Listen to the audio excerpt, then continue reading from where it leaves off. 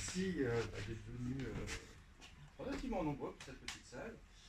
Il y a un peu plus d'un an, on s'était déjà vu. Alors, c'était à propos de l'eau, mais pas celle dans laquelle on patauge, c'est celle qu'on boit.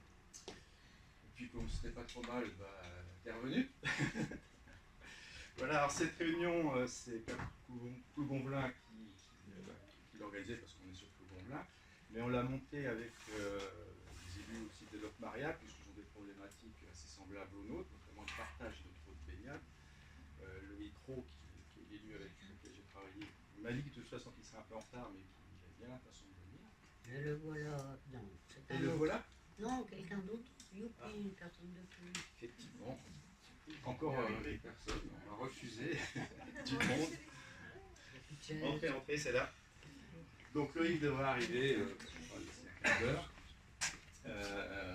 Alors cette réunion publique ce sera consacrée aux eaux de baignade. Pourquoi? Entre autres parce qu'il y a quelques semaines, quelques mois, un peu moins, OR Rivière a publié sa deuxième enquête nationale sur l'eau de baignade en France.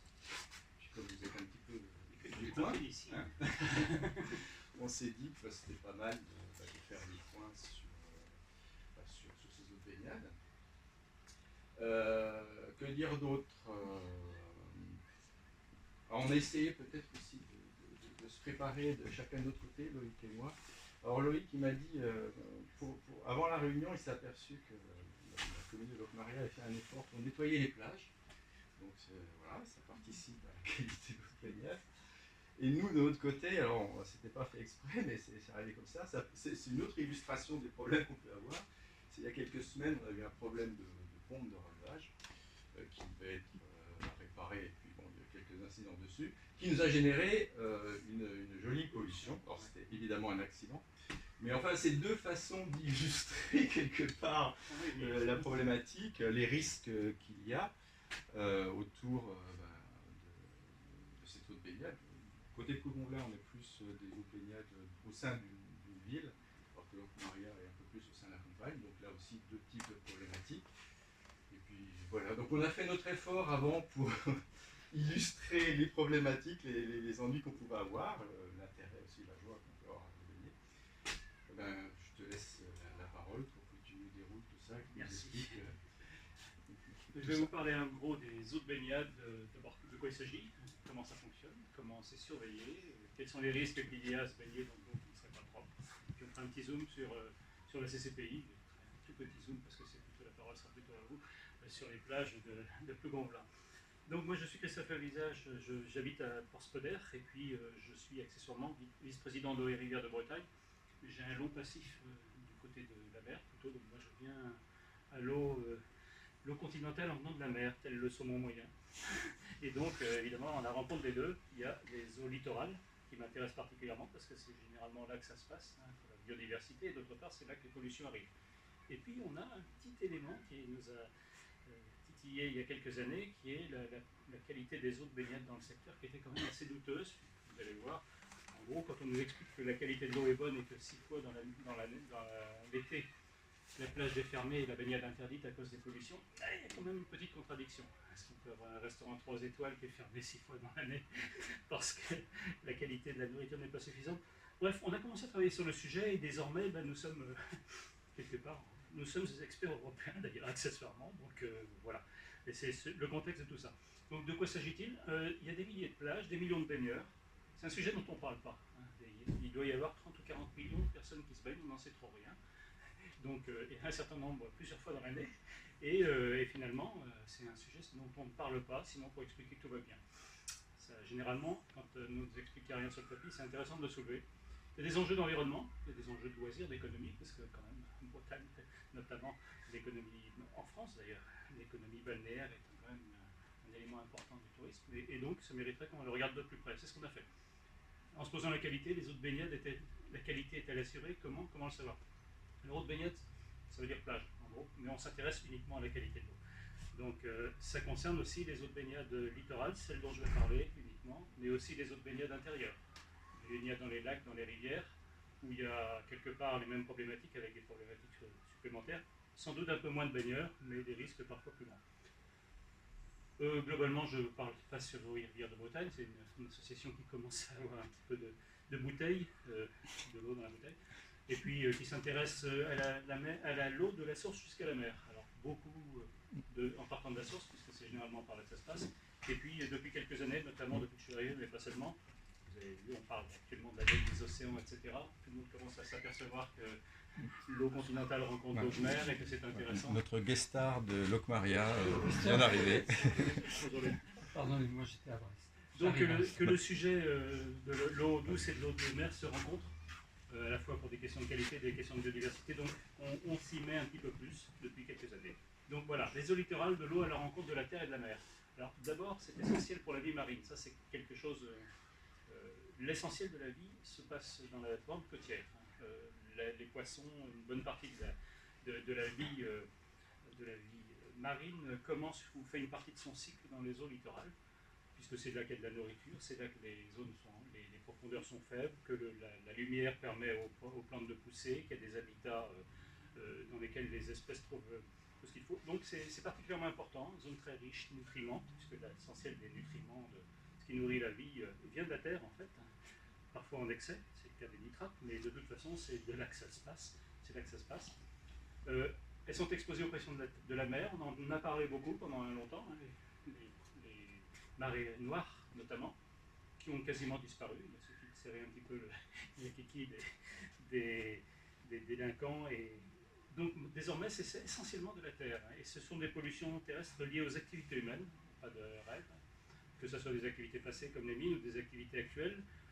Dans certaines zones c'est l'industrie, un peu partout c'est l'urbanisation, et puis dans certaines zones comme la Bretagne c'est aussi l'agriculture, peut-être surtout l'agriculture. Il y a aussi dans ces zones de très nombreux usages. Alors des choses qui ne se voient pas forcément, hein, porciniculture, algoculture, évidemment ce qui se voit, les loisirs, baignade, sport nautique, qui sont en développement constant et qui évoluent de manière constante. Hein. Il y a 20 ans on se baignait, maintenant on se promène, on fait du longe-côte l'hiver. Donc il y a vraiment, plus le surf, etc., toutes ces utilisations qui ont explosé et qui ne sont pas forcément pour l'instant rentrées dans la logique de ceux qui gouvernent tout ça. C'est l'activité maritime la plus répandue, bien avant la pêche, bien avant le transport maritime, bien avant tout ce qu'on veut. Hein. Les dizaines de millions de personnes dont je parlais, ce sont des usagers de la mer. Des millions de pratiquants. Du plaisir, des risques pour la santé. Alors là, je laisse la parole au médecin s'il y en a, mais globalement, vous pouvez boire la tasse, mais même si vous ne la buvez pas, hein, donc vous êtes exposé à des maladies, ou plutôt des maladies, des problèmes de santé qui sont liés au contact, simplement, le contact de l'eau de mer avec, ou plutôt de ce qui s'y trouve avec les yeux, les oreilles, les muqueuses. On peut avoir des gastro-entérites, des maladies en nit, mais je laisserai la parole au médecin, et des risques qui sont généralement modérés, mais qui peuvent être sérieux si la pollution est importante ou bien si les personnes sont particulièrement sensibles. C'est pas anodin. Donc, alors, ça ne se voit pas forcément, puisque quand vous avez quelque chose de ce genre, évidemment, si toute la famille a mangé des huîtres, tout le monde pense aux huîtres. Mais si on est allé se baigner et s'il y a une personne qui est malade, les gens pensent rarement à la baignade comme cause de gastro-entérite, par exemple, ou bien d'otite. Donc, il y a des risques, je ne vais pas insister là-dessus, mais c'est surtout ça qu'on va regarder, parce qu'en fait, quand je vais vous parler de la qualité des eaux de baignade, c'est de la qualité bactériologique des eaux de baignade. Pas simplement parce que c'est le seul problème de qualité. Hein. Il y a dans les eaux littorales, il arrive des pesticides, il arrive des résidus médicamenteux, tout ce qui vient de nos usines de traitement des eaux usées, qui ne traitent pas tout. Et puis il y a aussi des bactéries, et c'est celles-là sur lesquelles se concentre la surveillance, et c'est à partir de celles-là qu'on va définir les problèmes de qualité. Alors pourquoi celles-là? D'abord parce que c'est relativement facile à mesurer, d'autre part parce que c'est celles qui ont les pollutions qui ont un impact le plus rapide.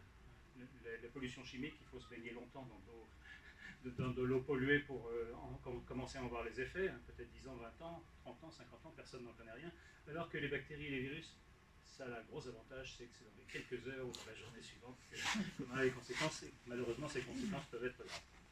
Voilà. Eau de baignade. D'abord, qu'est-ce qu'une eau de baignade? Une eau de baignade, c'est un endroit où on se baigne. C'est pas un endroit où l'administration a décidé qu'on se baigne, c'est un endroit où les baigneurs ont décidé qu'on se baigne. C'est ce que dit la directive européenne, dont je vais reparler.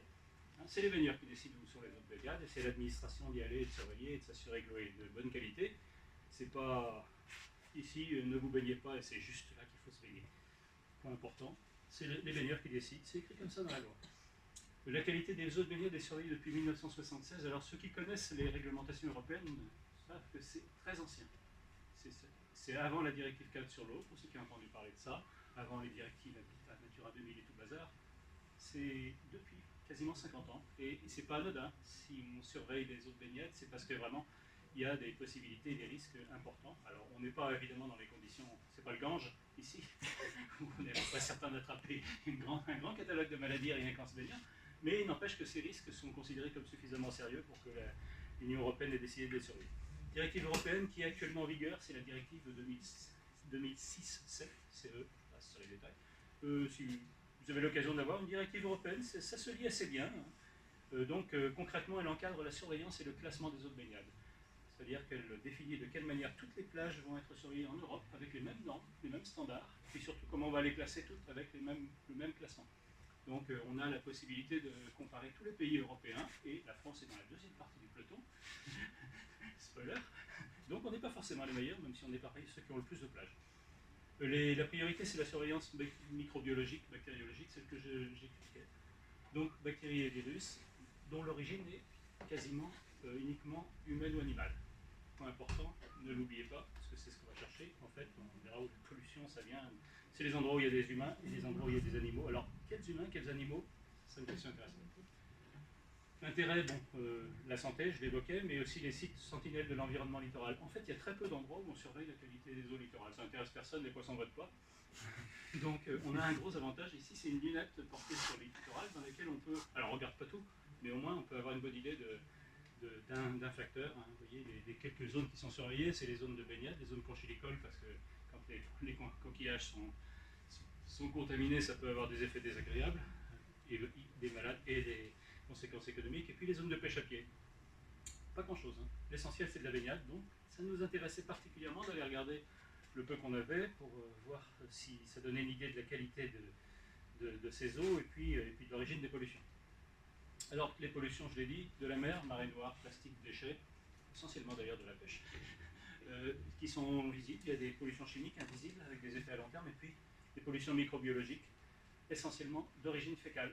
Ce sont des matières fécales de toutes les bestioles, tous les animaux à sang chaud, en gros, contiennent un paquet de virus et de bactéries. Un vrai paquet de virus et de bactéries, il y en a des centaines. C'est pas forcément normal, hein, d'ailleurs, dans la mer.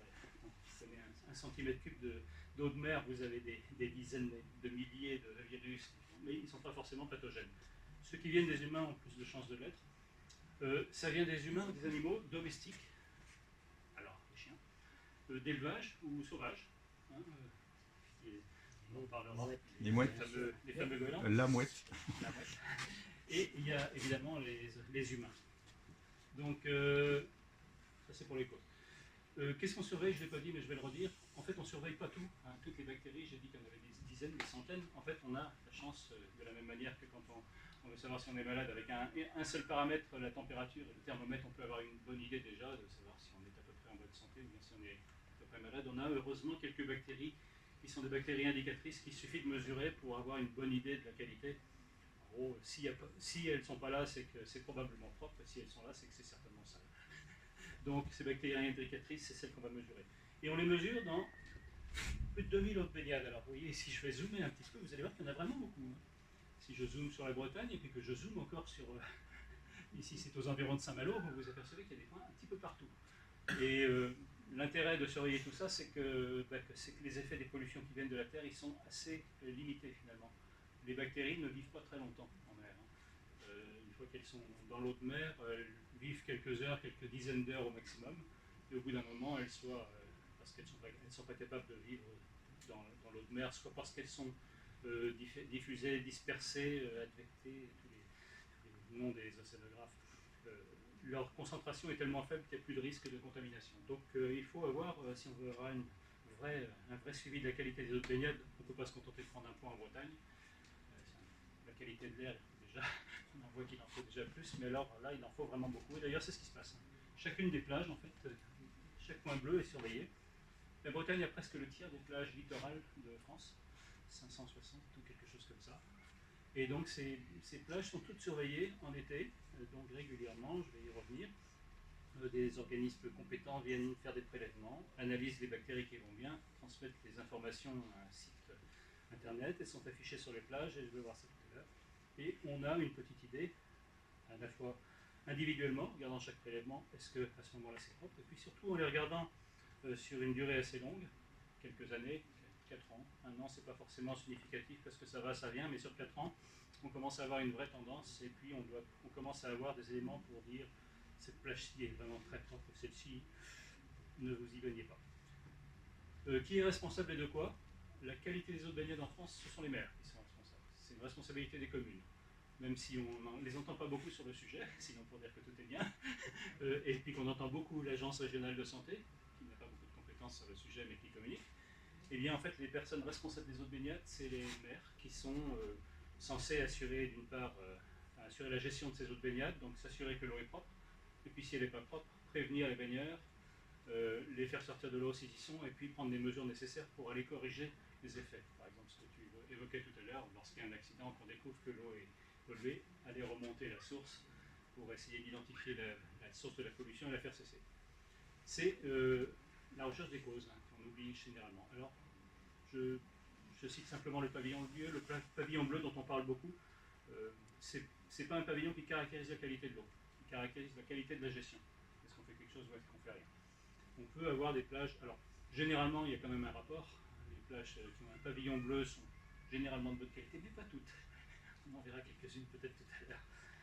Deuxième partie est malheureusement, enfin heureusement plus visible, actuellement l'Agence régionale de santé, parce qu'en fait en France c'est elle, bizarrement d'ailleurs, puisqu'il s'agit de qualité de l'eau et que la qualité de l'eau c'est pas forcément la responsabilité des agences de santé. Théoriquement il y a des organismes pour ça, l'Office français de la biodiversité par exemple, tant qu'il n'est pas supprimé. Bien c'est vrai que c'est secondaire, évidemment, qui s'occupe de. L'Agence régionale de santé s'occupe de la qualité des eaux potables, mais il n'était pas forcément évident qu'elle allait s'occuper de la qualité des eaux littorales. On lui a confié cette mission, c'est un héritage de l'IDAS. Concrètement, il est responsable de la surveillance et du classement. Et la surveillance, elle passe un contrat avec les organismes compétents. Ici, c'est la BOCEA, le laboratoire agréé, bien connu, qui va faire toutes les semaines ou tous les 15 jours, ça dépend, des prélèvements, donc, qui analysent ces 2 bactéries, et puis qui, 24 heures ou 48 heures après, parce que ça prend un petit moment, vous dit, bah, si vous êtes baigné à ce moment-là, bah, l'eau était sale. Bon, c'est ennuyeux. L'objectif de cette surveillance, alors, une fois tous les 15 jours ou une fois toutes les semaines, c'est pas suffisant, évidemment, pour connaître à chaque instant la qualité de l'eau. Donc, c'est utilisé, c'est l'objectif de la directive, c'est d'avoir un classement. Ces mesures sont des mesures aléatoires, on les fait systématiquement. Pour être plus sûr qu'elles sont aléatoires, le calendrier est fixé au début de l'année, et puis les gens vont faire la mesure qu'il pleuve ou qu'il ne pleuve pas. Et comme ça, on est sûr qu'ils ne vont pas attendre que la pluie soit passée pour améliorer la qualité, parce qu'on va voir qu'il y a un rapport entre la pluviométrie et puis la qualité des eaux. Prélèvement, analyse de 2 bactéries indicatrices, alors les entérocoques intestinaux et Escherichia coli, pour ceux qui connaissent ces bactéries par leur nom. Escherichia coli, il y en a partout, y compris dans les pizzas d'ailleurs. Bon, elles sont... Ouais, pas toujours. Mais elles ne sont pas forcément pathogènes d'ailleurs, hein, mais c'est des bactéries vraiment ubiquistes qu'on trouve partout et dont la concentration est vraiment assez liée, enfin très liée plutôt à la pollution générale. Donc, ces 2 bactéries, pas forcément pathogènes, mais leur présence, comme je le dis, est vraiment caractéristique. Lorsqu'elles sont là, elles sont généralement pas toutes seules, et surtout quand il y en a beaucoup, c'est que la pollution est réelle. Chaque prélèvement est évalué. Alors, déjà, individuellement, chaque prélèvement, on regarde s'il est bon, moyen ou mauvais. Et ça, c'est un classement qui a été défini par l'ANSES, l'AFSET à l'époque, l'ANSES, donc autorité, enfin plutôt agence indépendante pour l'instant, si elle existe encore demain. Qui est chargé de définir si effectivement de voir si l'exposition des gens à des pollutions peut avoir un impact sur leur santé. Donc elle a caractérisé, alors en fonction de ces deux bactéries, Enterocoque et Escherichia coli, en fonction de leur concentration, on peut définir si un prélèvement est bon, c'est-à-dire qu'il n'y a pas de risque pour la santé. Vraiment, la pollution est anecdotique, il y a toujours quelques bactéries, mais vraiment, il n'y en a pas suffisamment pour que les risques soient sérieux. Si c'est mauvais, c'est suffisamment mauvais pour qu'on fasse sortir les gens de l'eau, et tout de suite, 2 jours après. Mais bon, le message est clair quand même, c'est très mauvais. Et entre les deux, c'est moyen. Donc, alors soyons clairs, pour l'instant, moyen, c'est bon. Donc, puisqu'on ne vous dira rien, personne ne vous fera sortir de l'eau, et puis vous vous baignerez dans une eau de qualité parfois douteuse. Ici, par exemple, mauvais à 1010, à 990, c'est bon. Bon, c'est la limite de l'exercice. Alors c'est intéressant quand même, c'est pas forcément comme ça qu'est utilisé, enfin, c'est pas comme ça que la directive a prévu qu'on utilise ces mesures. La directive souhaite simplement que les États calculent à partir de ces données un classement et qu'ils le comparent au classement des autres. Voilà, donc ce que je disais, donc pas d'alerte. Les points d'interrogation signifient bien que pour l'instant la situation est quand même assez grise. Alors c'est assez pervers parce que vous voyez les couleurs, hein, j'ai mis du bon, vert, moyen et mauvais, mais c'est pas du tout comme ça que c'est présenté sur les sites de l'ARS, hein, pour que ce soit plus rassurant. Quand c'est bon c'est bleu, quand c'est moyen c'est vert. Et puis, bon, déjà, vous voyez, je vous disais qu'on avait tendance à cacher un petit peu les choses sous le tapis, ça c'est la partie visible du tapis, hein. Il n'y a quasiment pas de rouge, mais il y a pas mal de moyens. Et puis lorsqu'il y a interdiction de baignade, eh bien j'ai pris ici un exemple d'arrêté municipal de la fermeture de la plage de Montchamp. Il y en a régulièrement. Et donc là, la mairie interdit la baignade sans pour autant faire quoi que ce soit que mettre un petit affichage dans un coin. Vous arrivez avec votre serviette et vous passez devant, vous allez vous baigner dans l'eau sale. Logiquement, il devrait y avoir des pavillons violets, éventuellement des rues balises, et puis les agents municipaux devraient venir vous signaler que c'est dangereux. C'est pas la peine d'effrayer le touriste. Bon, au final, de toute façon, les baigneurs se plaignent sur leur responsabilité, donc c'est pas la peine de se casser la tête. Hein, et malheureusement, pour l'instant, ils n'ont pas grand-chose comme élément pour choisir. Hein. Je me dis, soit ils sont attentifs et ils voient le petit panneau lorsque c'est mauvais, mais qu'est-ce qui se passe le reste du temps? Et s'il n'y a pas Donc, en fait, la question qu'on s'est posée, c'est est-ce qu'on ne peut pas, à partir de tout ça, donner aux baigneurs quelque chose d'un petit peu plus sérieux, en tout cas, d'abord attirer leur attention sur le fait qu'on ne peut pas se baigner n'importe où, n'importe comment, et puis d'autre part, plutôt entre deux plages, choisir celle qui serait la meilleure. Alors pour l'instant, tout ce qu'on a comme référence, c'est le classement européen. Le classement européen qui est défini dans la directive, hein, qui dit en fonction des concentrations observées pendant les 4 ans précédents, vous mettez tout ça dans une moulinette assez affreuse. Et puis vous sortez ensuite pour chaque plage un classement, excellent, bon, suffisant, insuffisant. L'objectif étant que, quand la directive est sortie, en 2006, c'était qu'en 2015, toutes les plages soient au moins suffisantes. Rassurez-vous, on n'a pas tenu l'objectif. Plus celui-là que les autres d'ailleurs, mais enfin bon. Et bon, alors, pour l'anecdote quand même, la formule est peu accessible.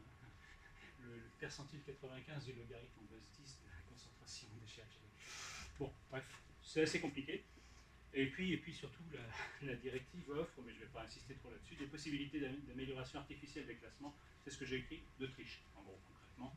Et notre association a fait condamner l'ARS il y a 2 ans après avoir démontré qu'elle abusait un petit peu de ses possibilités d'amélioration. L'essentiel des pollutions, ça se voyait beaucoup moins dans le classement. Bon, c'est un détail. Donc le problème c'est que même quand le classement est calculé sans tricher, il n'est pas très discriminant, en fait les exigences ne sont pas très grandes. La plupart des plages, vous voyez, 76% sont excellentes, 15,6% sont bonnes, c'est le cas en 2023, pardon. Et puis on a très peu de suffisantes et insuffisantes. En fait, quand tout le monde est bon dans la classe, hein, quand tout le monde a plus de 18, c'est soit que les élèves sont bons, soit que le correcteur n'est pas très exigeant. Là, en l'occurrence, il n'est pas très exigeant. Donc, concrètement, par exemple, vous pouvez avoir une plage qui est classée excellente alors que 2 ou 3 fois dans l'année, elle aura été fermée pour pollution. Et fermée à titre préventif, parce que, encore une fois, quand les prélèvements sont aléatoires, un prélèvement par semaine, un prélèvement tous les 15 jours, sachant qu'une pollution dure à peu près 2 jours, vous avez peu de chances de tomber dessus.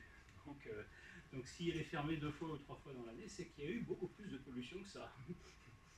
Donc ça commence à devenir un petit peu gênant, et pour nous, c'était pas très satisfaisant ce classement. En fait, il a un intérêt évidemment de permettre la comparaison de toutes les plages. D'autre part, on ne peut pas changer de classement toutes les années. Mais finalement, pour nous, il était d'abord très peu accessible. Je pense que vous ne savez pas quel est le classement des plages sur lesquelles vous baignez. Il faut le chercher. En plus, c'est pas forcément facile à comprendre, c'est rassurant. Mais c'est pas forcément significatif de la vraie qualité des eaux de baignade. Donc, et puis alors, voilà, je donne un exemple de triche, par exemple, hein, la plage d'Ilien. J'aime bien la plage d'Ilien parce que c'est une des plus mauvaises de France. Hein. Vous voyez où ça se trouve, la plus bonne, la plus mauvaise. Donc, et ça restera une des plus mauvaises de France, malgré toute la publicité qu'on en fait sur la réouverture. Donc là, on avait observé, par exemple, que le classement en utilisant toutes les données de surveillance, les 56 données, donc 14, hein, sur la saison de baignade une mesure par semaine. Ça faisait 14 semaines, donc 4 fois 14 semaines, puisqu'on calcule sur 4 ans, ça fait 56 prélèvements. En fait, l'ARS calculait sur 54 en enlevant 2 pollutions, et hop, ça permettait de passer dans le suffisant. C'était pas très, très satisfaisant. Ce classement n'est pas très exigeant, et puis il est un petit peu facile à approuver. Donc on a travaillé sur le sujet. Alors on a vraiment travaillé sur le sujet. Hein. On dit maintenant, nous sommes experts européens. La Commission européenne nous téléphone pour nous demander si on est content des modifications qu'ils envisagent de faire. Oui ou pas. Le mieux serait quand même été que ça soit propre et qu'on n'ait pas besoin de se pencher sur la question. On les invitera l'année prochaine. Alors, on fera une 3e réunion avec eux l'année prochaine. Ouais. Donc tout ça est parti d'ici en fait, parce qu'en fait, vous verrez la carte tout à l'heure et vous comprendrez, l'Iroise clignote en rouge non seulement sur Bretagne, mais en France et même en Europe. Donc ça méritait on a une densité, une concentration de plages de mauvaise qualité, enfin très souvent polluées, même avec les critères européens pas très exigeants, qui étaient quand même très, très inquiétants. Donc du coup, on a commencé à se pencher sur la question.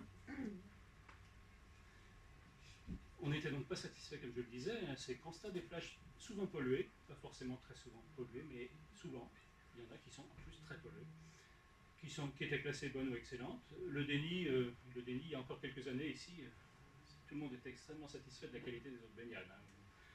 À l'approche de l'été, l'ARS arrivait, le préfet faisait des déclarations, et puis les dirigeants de la communauté de communes se félicitaient de leur bonne gestion de la qualité des eaux de baignade. Et la réalité, c'était pas tout à fait ça. Alors on était toujours dans le déni, hein, finalement, on risque d'exposer les baigneurs à des pollutions. Et puis tout va bien, regardez le classement, ça c'était bien, ou alors on dépense beaucoup d'argent pour l'assainissement, donc ça peut pas être, puisqu'on a dépensé beaucoup d'argent, ça peut pas être mauvais. Ou le risque d'érose n'existe pas, ça c'est l'argument habituel, hein, de ceux qui n'ont envie de rien faire. On avait donc identifié, nous, des causes de pollution systémique importantes qui étaient ignorées ou liées, je vais les voir. Donc notre action, on a étudié les travaux, on a fait des études réglementaires, on a étudié des dizaines et des dizaines de publications scientifiques, pour l'essentiel étrangers, parce qu'en France, c'est un sujet dont on ne parle pas, alors qu'aux États-Unis, etc., dans l'Organisation mondiale de la santé, il y a vraiment beaucoup de documentation sur le sujet et ils ne sont pas forcément rassurants. On a essayé d'étudier les données disponibles pour améliorer l'information des baigneurs. C'était pas facile. C'était pas facile parce que l'ARS en particulier ne voulait pas les donner. Bien que les directives européennes, 834, prévoient que les informations environnementales sont accessibles au public, l'ARS considérait que c'était des informations de santé, donc il ne fallait pas les donner.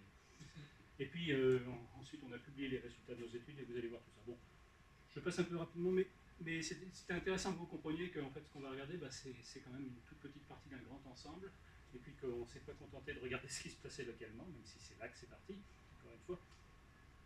Donc on a fabriqué un classement alternatif. Alors, c'est là, donc, sur le constat qu'on n'était pas satisfait du classement actuel, on a pris, vous allez voir comment ça marche. Normalement, pendant une saison, on fait des prélèvements qui sont classés. Si vous avez suivi jusque-là, chaque prélèvement, alors celui-ci est fait par exemple entre le 15 juin et puis le 20 juin, celui-ci début juillet, etc., jusqu'au 15 septembre. La saison de baignade, telle qu'elle est définie administrativement, c'est vraiment administratif, ça part du 15 juin au 15 septembre. Si vous baignez avant, vous ne savez pas quelle était la qualité de l'eau. Si vous baignez après, vous ne savez pas non plus. Mais entre les deux, théoriquement, vous avez suffisamment de mesures. Alors, allez, saison N-3, saison N-2, N-1, N, et en principe, en mettant tout ça dans la moulinette qui va bien, la moulinette prévue par la directive européenne, sur laquelle je n'insiste pas, c'est pas très compliqué, hein, c'est une feuille Excel. Mais bon, vous sortez un classement ARS. Ça, c'est bien, mais pour nous, c'était pas satisfaisant. On s'est dit, en fait, une bonne plage, c'est une plage dans laquelle tous les prélèvements sont bons, n'est-ce pas? Ça paraît assez simple. Donc, et puis, on s'est dit que, évidemment, à partir du moment où une plage idéale, ce serait 100% des prélèvements bons, et puis, moins elle est bonne, moins il y a de prélèvements bons. Et, bon, ça n'a rien d'original. Hein. C'était une des options qui avait été examinée, et on a découvert qu'après, par la Commission européenne, quand elle avait voulu mettre le classement en place, c'est les États qui n'en avaient pas voulu, dont la France d'ailleurs, qui préféraient une formule statistique dans laquelle personne ne pouvait regarder exactement, et plus facile à truander. Celle-ci n'est pas très facile, en fait, vous faites 3 tas, hein, les prélèvements bons, les prélèvements moyens, les prélèvements mauvais, et puis vous comptez la proportion des prélèvements bons sur le reste. C'est très simple, vous pouvez le faire vous-même. Et voilà, et puis ici, dans ce cas particulier, vous avez un classement ERB déconseillé, parce qu'en fait, on estime qu'il y a quand même beaucoup trop concrètement, 50 prélèvements sur 64, bah, ça fait quand même plus de 20% des prélèvements qui ne sont pas bons. C'est pas, imaginez que vous alliez au restaurant et que dans 20% des cas, la qualité de la nourriture soit douteuse, on fermerait le restaurant. Nous, on n'est pas gênant, on a classé ça déconseillé. Donc on a fabriqué c'est là-dessus qu'est basé le classement que nous publions en fait. Je vais venir maintenant. Voilà, donc vous avez un site, la belle plage, je ne sais plus qui a trouvé l'idée chez vous, enfin, dans lequel on a mis pour chaque plage une couleur en fonction du classement. Et puis, alors bon, c'est un tout petit peu biaisé parce qu'on a mis sur le dessus les mauvais. Après tout, l'idée c'est quand même de montrer d'abord que tout ne va pas bien. On aurait pu mettre les bons. Si on aurait été à l'RS, c'est clair qu'on aurait mis les bons en premier, et puis il aurait fallu zoomer pour voir les rouges. Nous, on a fait l'inverse. Et ça permet quand même de voir des choses qu'on ne voyait pas avant. En particulier, ça permet de voir que finalement, les points rouges sont tous indépendants, mais qu'il y a quand même une corrélation géographique. On commence à voir des motifs. Par exemple, ici, à notre grande surprise, ici, c'est bleu. Ici, c'est bleu aussi, bleu et vert. C'est à notre grande surprise d'ailleurs, parce qu'on se disait, après tout, on se disait comme tout le monde, n'est-ce pas? On nous explique que ce sont les humains qui polluent, l'assainissement, etc. Donc on s'est dit, quand il y a beaucoup de gens l'été, a priori c'est là que ça devrait être pollué, n'est-ce pas? Or, c'est pas le cas. D'abord, c'est pas en Bretagne Sud qu'il y a le plus de pollution, c'est en Bretagne Nord. Quand même, voilà, c'est précipite les touristes, hein. C'est pas Carnac qui bronze. Et puis le Languedoc-Roussillon, c'est quand même, du point de vue du tourisme, il y a des communes dont la population est multipliée par 10 ou par 15. Donc on s'attendrait à ce que les populations soient là. C'est pas tout à fait là qu'on les trouve. Donc du coup, ça nous a un petit peu interpellés. On a commencé à enquêter. Et on a enquêté particulièrement. Donc pour l'utilisation est simple, hein, encore une fois, l'interprétation est facile. Hein. La note 70, ça signifie que vous avez 30% de chances de vous baigner dans de l'eau qui n'est pas propre. 70% dans l'eau qui est bonne. Normalement, on y arrive. C'est plus facile à interpréter que le percentile 95 directive. Et puis, ça ne vous donne pas non plus il n'y a pas de raison de faire confiance à excellent. Là, vous pouvez réellement voir ce que ça donne. Et puis surtout, si vous avez une plage qui est bleue, c'est-à-dire parfaite, avec une plage rouge à côté, vous savez laquelle il faut choisir. C'est ça le but du jeu. C'était que pour le public, ça soit quelque chose de facile à utiliser. Bon, il y a effectivement des gens qui nous disent, ça fait 50 ans que je me baigne là. Pas de problème, c'est sous leur responsabilité. Mais ceux qui ne savent pas, ou ceux qui préparent leurs vacances, peuvent regarder si toutes les plages sont rouges ou si elles sont toutes bleues, et puis peut-être aller ailleurs. Nous espérons que ça va peut-être faire bouger un petit peu les choses sur le temps. Nos conclusions de cette étude, et puis je vais passer ensuite sur la CCPI, il y a beaucoup de plages de bonne ou de très bonne qualité. Alors le but du jeu, c'était que les gens puissent se baigner. Hein. C'était pas de leur dire n'y allez pas. Bon. Donc on a quand même beaucoup de plages. Vous voyez par exemple, recommandé peu risqué, en fait c'est l'essentiel des plages. Mais on a quand même nettement plus de déconseillés à éviter que dans le classement européen. Et ça, c'est basé sur des paramètres qui ne sont pas juste statistiques. Hein. C'est vraiment le décompte du nombre de pollutions qu'on a observées. Alors, on ne les a pas toutes observées, mais statistiquement, si le hasard a bien fait les choses, normalement, on aurait la même proportion si on faisait une mesure tous les jours, par exemple. Évidemment, ce serait beaucoup plus intéressant du point de vue de la sécurité, puisque vous sauriez chaque jour si l'eau est propre ou pas. Mais si vous voulez avoir une idée de la qualité, l'échantillon est suffisamment représentatif pour que le classement soit indicatif, soit intéressant. On a beaucoup trop de plages polluées, souvent chroniquement. Ça, c'est quand même très intéressant, particulièrement en Bretagne. Si vous regardez les plages rouges et oranges, vous voyez, j'ai fait un zoom sur la Bretagne de ce que j'ai évoqué tout à l'heure, quand même, la répartition interroge. Alors surtout quand on habite en Iroise, n'est-ce pas? Donc il y en a quand même vraiment beaucoup. Est-ce qu'il y a un lien entre la carte et le tableau dessus? Pardon? Est-ce qu'il y a un lien là dans ce que vous dites? Il y a un lien, en fait, c'est les oranges et rouges qui sont fixés. Parce que là, en haut, il y a combien de plages? Il y a 1200 plages? Alors ça c'était, oui, juste pour comprendre. Hein. Ça c'était sur la France entière. Ah oui, d'accord. Pardon, oui, j'aurais dû le dire. Ça sur la France entière, et ensuite quand on fait le zoom sur la Bretagne, on s'aperçoit que, je vais le remontrer tout à l'heure, c'est que la répartition française, qui est quand même pas si malade que ça, n'est pas forcément aussi bonne chez nous. Et surtout quand on se concentre, par exemple, ce que je voulais montrer ici, c'est que la répartition géographique, elle n'est pas tout à fait... on aura eu une plage rouge, une plage orange de temps en temps, on aurait pu se dire que c'était un dysfonctionnement parce que de temps en temps, il y a un... Là, quand même... Alors on a cherché ce qui pouvait être systémique là-dedans. Par exemple, est-ce que les gens ici se sont préoccupés de l'assainissement bien avant ceux du nord Est-ce qu'on est encore très en retard? Est-ce qu'il y a encore des milliards d'assainissement non collectif qui ne sont pas traités? Est-ce qu'il y a plein de gens qui ne sont pas reliés tout à l'égout, etc. n'y a pas de différence significative entre le nord et le sud, donc c'est autre chose. On a regardé aussi, bon, ponctuellement, il y a une responsabilité évidente des insuffisances de l'assainissement. Il y a des endroits, par exemple du côté de Saint-Malo, c'est un peu compréhensible. Hein. Saint-Malo a été construit alors que le mot assainissement n'existe même pas, à mon avis, dans le vocabulaire. Donc on a fait la ville et puis ensuite il a fallu construire les égouts dessous. Donc c'est normal, on a mélangé les eaux d'assainissement et ils en tirent encore, ils supportent encore les conséquences de tout ça. Mais il y a plein d'endroits où il n'y a pas d'explication de ce type. On a construit les assainissements il y a 30 ans, 40 ans. Ils fonctionnent pour la plupart du temps. Il y a de temps en temps des anomalies, comme celle qu'évoquait Philippe tout à l'heure, mais on sait les trouver. Il n'y a rien de systémique là-dedans, c'est accidentel. Or là, ce qu'on voit apparaître, c'est quelque chose de systémique. Là, visiblement, derrière, il y a une règle, il y a quelque chose qui nous échappe. Qui nous échappe plus. Et justement, dans les pollutions d'origine animale et non humaine, alors on a cherché aussi à regarder si par hasard il y avait plus de chiens qui se promenaient sur les plages. Hein. Par exemple, si les plages ici étaient toutes interdites aux chiens, alors que celles-ci étaient toutes autorisées aux chiens ou aux chevaux, pas de différence non plus. Et puis surtout, quand la plage a été, pour les plages où on a interdit les chiens, ça n'a rien changé entre avant et après. Donc quelque part, il y avait d'autres explications. Donc animaux sauvages, domestiques, errants. Alors je vais pas faire un zoom là-dessus parce que vous allez dire que c'est Aurélia de Bretagne, c'est une obsession. C'est pas notre obsession, c'est l'obsession d'autres gens. Donc pollution des plages bretonnes, il y a un éléphant dans le salon, personne ne veut regarder. Ou plus chaud, il y a des cochons et des vaches sur les bassins versants de nos plages. Bon, en Bretagne, il y a bien plus d'animaux que d'humains, donc il est impossible de savoir combien exactement, accessoirement d'ailleurs. 20 et 30% d'incertitude après la préfecture dernière. Entre 20 et 30% d'incertitude. Ah, même la certitude, on la connaît pas. Ah, même l'incertitude, on la connaît pas. Il y a le nombre exact de cochons est connu. Hein. La profession connaît exactement le nombre de boucles. Ouais, mais l'État n'y a pas accès, c'est pas grave. Ces effluents sont en grande partie épandus, à la fois parce que ça permet de fertiliser les cultures, et puis parce qu'il faut bien s'en débarrasser, n'est-ce pas? Et donc, ça contient de l'azote, évidemment, les marées vertes, etc. Mais ça contient aussi des bactéries et des virus dont on ne parle pas trop.